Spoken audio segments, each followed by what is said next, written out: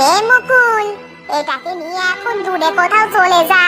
তারপর ওর মাধ্যমেই আমরা অনেক টাকা কামাবো, দেখিস। আমি যাই এখন, কিন্তু তুমি কিন্তু দেখো কেউ যেন তোমাকে ধরতে না পারে। আরে না না, তুই কোনো চিন্তা করিস না। এই রাজা আর রানীর ওপর আমার শুরু থেকেই অনেক রাগ। এবার ওরা মজা বুঝবে। ঠিক আছে, তুমি এখন যাও। আমি এই মেয়েটাকে নিয়ে সম্পত্তি, যখন সময় হবে তখন দেখা করব।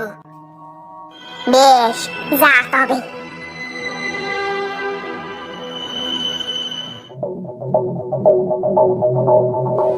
আরে এ কি, বাচ্চাটা যে কাঁদতে লাগলো, এখন কি করি?